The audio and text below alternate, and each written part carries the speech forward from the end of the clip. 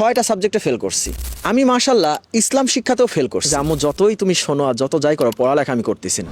আমার আম্মুর অপমান, আর আমি যে পড়ালেখা করি না ক্লাসের ভিতরে ফ্রেন্ডদের কাছ থেকে অপমান। টিচার জীবনে আমি এতটাই সারপ্রাইজ হয়ে গেছি একটা ছেলের পরিবর্তন দেখে।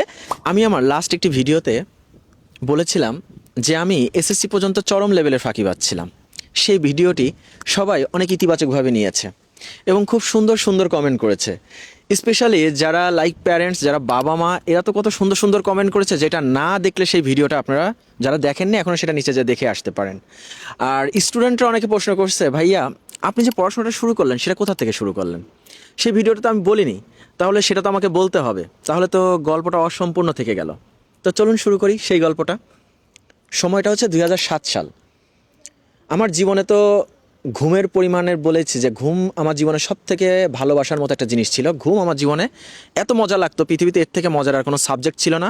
যে ঘুম যত ভালো লাগতো, পড়ালেখা ফাঁকি দিয়ে ঘুম, পড়তে বসলে ঘুম, পড়ার কথা বললে ঘুম, স্কুলে যাওয়ার সময় ঘুম, স্কুলে যেয়ে ব্যাক বেঞ্চে বসেও ঘুম, সব সময় ঘুম। তো এই ঘুম তো আমি পারতেছি, ঘুম তো চলতেছে জীবনে। এই ঘুম পারতে পড়তে ক্লাস 10-এর মিড পরীক্ষা দিলাম। সেই মিড পরীক্ষায় রেজাল্ট দিল 2007 সাল। গ্রামে থাকতাম, তো গ্রামে আপনার ঢাকা শহরের মতো এরকম না যে বাবা মা হচ্ছে স্কুলে যে রেজাল্ট নিয়ে আসে। কিন্তু আমার বাবা মা এত সচেতন ছিল, তারা ঠিক স্কুলে চলে যেত, কারোর বাবা মা যেত না, শুধু আমার বাবা মা যেত। এই বিষয়টা নিয়ে আমার যদিও মিজাজটা খুব খারাপও হইতো, ঠিক আছে, কিন্তু আম্মু এত সচেতন ছিল। তো এসএসসি মিড পরীক্ষার রেজাল্ট দিছে, আম্মু গেছে স্যারদের সাথে দেখা করতে। আমি মাশাল্লাহ ইসলাম শিক্ষাতেও ফেল করছি। সেই ইসলাম শিক্ষাতেও ফেল করছি, যে ইসলাম শিক্ষায় বানায়া বানায়া লেখলেও পাশ করে মানুষ। তো ফেল করছি টোটাল সাবজেক্টের ভিতরে আমি 6টা সাবজেক্টে ফেল করছি। হ্যাঁ, 6টা সাবজেক্টে আমি ফেল করছি, তার ভিতরে ইসলাম শিক্ষাতেও আমি ফেল করছি। তো আমার আম্মু টিচাররা যেখানে বসে থাকে সেখানে তো গিয়েছে। আম্মুকে সবাই সচেতন একজন মা মনে করতো, কারণ সে সব সময় খবর নিত। তো আমি আবার জানালার পাশ দিয়ে আমি কলিমোহর স্কুলে পড়াশোনা করেছি। আমার স্কুলের নাম কলিমোহর জহুরনাচা উচ্চ মাধ্যমিক বিদ্যালয়, ঠিক আছে। সো আমি এই স্কুলের যারা অনেকেই চিনে, এই স্কুলের যে আমি যে ভকেশনালে পড়তাম, ভকেশনালের যে টিচারদের রুম, তার পাশে হচ্ছে ওই পাশে একটা কল ছিল, কলে যাওয়া যেত। তো আমি দেখেছি আমার আম্মু আসছে রেজাল্ট নেওয়ার জন্য। আমার তো পেটের ভিতরে ব্যথা শুরু করে দিয়েছে আম্মুকে দেখে, যে আজকে তো কপালের কষ্ট আছে, বাসায় গেলে রাত্রে যে কি মাইডাই খাবো। সো একটু রাগও হচ্ছে, আসার আর সময় পাই নাই। তো আমি কি করছি, জানালা তো লাগানো থাকে, জানালার পাশে দাঁড়ায় আর স্যারদের সাথে আম্মু কি কথা বলতেছে এই কথা শোনার চেষ্টা করতেছি। আমি জানালার পাশে দাঁড়ায় রয়েছি, সব স্যাররা সামনে বসে রয়েছে, আমার আম্মু সব স্যারদের সামনে দাঁড়ায় রয়েছে। এই মুহূর্তে আমার বিশ্বজিৎ স্যার, যেই স্যারের আমার গায়ের চামড়া কেটে যদি জুতা বানায়া দেই তারপরও তার ঋণ শোধ হবে না। আমি এখন মনে করি যে এখনকার যারা টিচার, তারা যে স্টুডেন্টদেরকে মারে না, যার জন্যই এখন ভালো ভালো স্টুডেন্ট আর বের হচ্ছে না। যে এদিকে না যাই, আমার সেই বিশ্বজিৎ স্যার, সে হচ্ছে ভকেশনাল ডিপার্টমেন্টের হেড ছিল তখন। সে আমার আম্মুকে রাগান্বিতভাবে বলতেছে, আপনি যতই সচেতন হন আপনার সন্তান মানুষ হবে না। আপনার সন্তান কি পাগল? আপনার সন্তান এসএসসি পরীক্ষার মিড টেস্টে ইসলাম শিক্ষায় ফেল করছে, আপনি তাকে এসএসসি একবারে পাশ করাবেন কিভাবে? আর আপনি আমাদেরকে যতই প্রেশার দেন, যতই বলেন, ওকে যতই মারেন, ও পড়ালেখা করবে না, ও পড়ালেখা করবে না, এটাও নিয়ত করে নিছে। আমি কথাগুলো শুনতেছি, সব টিচাররা পাশে রাবেয়া বসরি নামে একজন ম্যাডাম ছিল, সেও এই কথাগুলো আমার আম্মুকে খুবই রাগান্বিতভাবে বলতেছে যে রাকিব তো পড়াশোনা করে না, ও তো পড়াশোনা করবে না, ওর দ্বারা পড়াশোনা হবে না। আপনি যতই আমাদেরকে রিকোয়েস্ট করেন, একটা মানুষকে কত পরিবর্তন করা যায়। কথাগুলো যখন বলতেছে আর আমার আম্মু যখন সব টিচারদের মিডিলে দাঁড়ায় রয়েছে, জানালার দুইটা পাল্লার ফাঁক দিয়ে একটু ফাঁকা থাকে না, যেটা ওই পাশে ভিতরে মানুষ দেখতে পায় না, কিন্তু বাইরে থেকে যদি একটু দেখা যায়, আমি দেখতে পাচ্ছি আমার আম্মু কোন পজিশনে আছে। আমার আম্মু এতটা নিচু হয়ে গিয়েছিল, আমার সেই দিনের কথা বলতে গেলে আমার গায়ের পশমগুলো এখনও দাঁড়ায় যায়। মাথাটা নিচু করে আমার আম্মু বলছে, স্যার একটু চেষ্টা করে দেখেন না, একটা মাত্রই সন্তান, বেশি ইচ্ছা নাই, ওকে শুধু জাস্ট কোনো মতো এসএসসিটা পাশ করে আর্মির চাকরিতে দিয়ে দিব। লম্বা চেহারা তো আহামরি ছিলাম না, তারপর 5 ফিট 6.5 ইঞ্চি ছিলাম। আম্মুর এই কথাটা, কারণ আমার আম্মুর পাড়া প্রতিবেশী একটা ভাই ছিল ব্রিগেডিয়ার জেনারেল। তো আমার আম্মুর শখ ছিল যে কোনো মতো এসএসসিটা পাশ করলে ওকে আর্মির চাকরিতে দিয়ে দিব। এই ছেলে তো জীবনে মানুষ হবে না, একটা মাত্র সন্তান, স্যার একটু দেখেন না, ম্যাডাম একটু দেখেন না, কোনোভাবে ও তো পড়ালেখা করেই না। আমার স্যাররা যখন আমার আম্মুর সাথে খুব রাগান্বিতভাবে, খুবই ইনসাল্টিংভাবে কথাগুলো বলছিল, কথাগুলো এতটা অপমানজনক ছিল, যেই কথাটা আমি তো খুব হাস্যকরভাবে জানালার কাছে যা দাঁড়াইছিলাম যে আম্মু যতই তুমি শোনো আর যত যাই করো, পড়ালেখা আমি করতেছি না।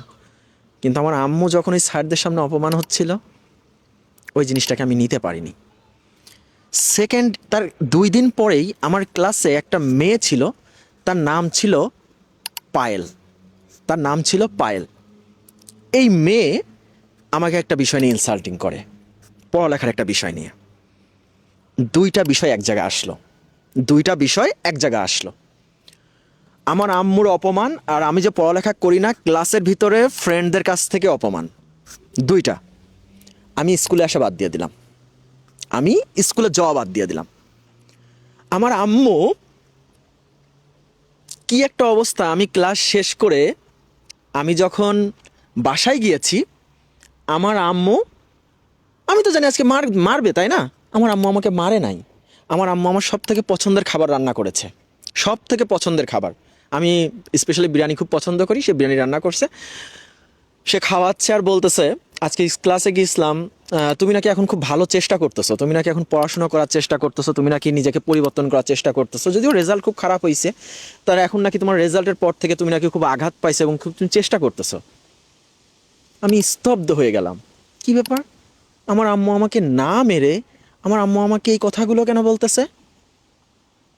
আমি তো সব জানি, আমার আম্মুকে তো স্যাররা ইচ্ছা মতো অপমান করছে, ইচ্ছা মতো তো স্যাররা অপমান করছে আমার মাকে।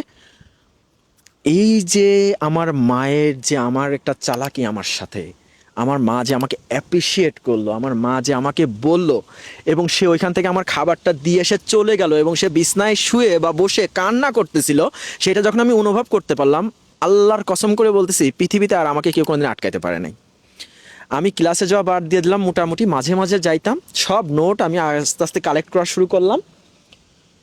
ক্লাস 10-এর এসএসসির টেস্ট পরীক্ষা হচ্ছে, তার কয়েক মাস পরেই পরীক্ষা 6 থেকে 7টা শেষ হওয়ার পরে সেই যে বিশ্বজিৎ স্যার, সে ক্লাসের দরজায় দাঁড়িয়ে বলতেছে, আমার এই টিচার জীবনে আমি এতটাই সারপ্রাইজ হয়ে গেছি একটা ছেলের পরিবর্তন দেখে, যেটা আমি নিতে পারতেছি না, আমি চিন্তা করতে পারতেছি না, এবং আমি স্যারের দিকে তাকাচ্ছি না, আমার এতটা রাগ হচ্ছে, আর আমি একের পর এক লিখেই যাচ্ছি। পরীক্ষা কিন্তু শেষ হয়নি, বলছে লাস্ট 6টা পরীক্ষা হয়েছে, 6টা পরীক্ষাতেই সে লেটার মার্ক, 6টা পরীক্ষাতেই সে 80-র উপরে মার্ক পেয়েছে, এবং সেখানে দাঁড়ায় সে কথাগুলো বলতেছে, ট্যাটে আমার দিকে তাকাচ্ছে, কিন্তু আমি তার দিকে তাকাচ্ছি না। ক্লাসের ভিতর থেকে ওই যে যেই মেয়ে পায়েল, সেই পায়েল বলে উঠছে যে এই ছেলেটা কে আমি জানি, এই ছেলেটা কে আমি জানি। আমি তারপরও তার কথা শোনার চিন্তা করতেছি না, সে কথাটা, তার কথাটা আমি শুনতেওছি না, তার কথাটাকে আমি কোনোভাবেই গুরুত্বও দিচ্ছি না, আমি শুধু আমার মতো লিখেই যাচ্ছি, কারণ আমার ভিতরে সেই রাগ এখনও কাজ করতেছে যে আমার মাকে তারা এইভাবে, এতগুলো টিচার মিলে আমার মাকে এইভাবে অপমান করলো, এইভাবে বলল।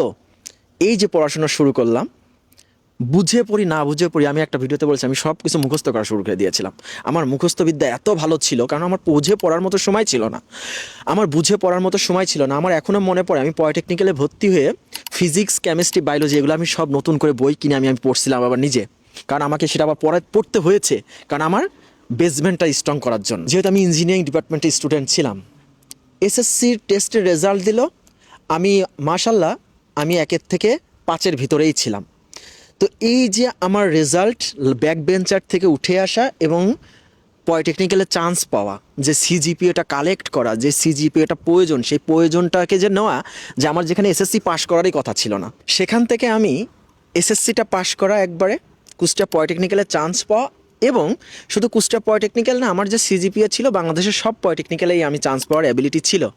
আলহামদুলিল্লাহ সেখান থেকে কুষ্টিয়া পলিটেকনিক্যালে চান্স পাওয়া এবং ডিপ্লোমা ইঞ্জিনিয়ারিং হওয়া, এর পরবর্তীতে বিএসসি ইঞ্জিনিয়ারিং কমপ্লিট করা, ইউরোপের 3টা ইউনিভার্সিটিতে পড়াশোনা করা, এবং 2বার মাস্টার্স কমপ্লিট করে আলহামদুলিল্লাহ আমি, আমার মায়ের যে স্বপ্ন ছিল জাস্ট শুধু 10-10 এসএসসি পাস করা, সেখান থেকে আজকে আমি এখানে দাঁড়িয়ে আছি। সো পরিবর্তনটা নিজের থেকে হয়, পরিবর্তনটা কেউ কখনো জোর করে দিতে পারে না, পরিবর্তনটা যদি আপনি নিজের থেকে কখনো চেষ্টা না করেন। তো পরিবর্তনটা আমি হতে চেয়েছিলাম নিজের থেকে, আর সেই পরিবর্তনটা হওয়ার এবং সেই গল্পটার কিছুটা অংশ আমি তুলে ধরলাম। যদি এখান থেকে 5টা স্টুডেন্ট মোটিভেট হয়, এখান থেকে 5টা স্টুডেন্ট পরিবর্তন হতে পারে, যে প্রতিটা বাবা মা চায় তার সন্তান মানুষ হোক, আর সেই সন্তান যখন মানুষ হয়ে যায় বা হতে দেখে বাবা মা, সেই বাবা মা যে কত খুশি হয় পৃথিবীতে আল্লাহ ছাড়া সেটা কেউ জানে না।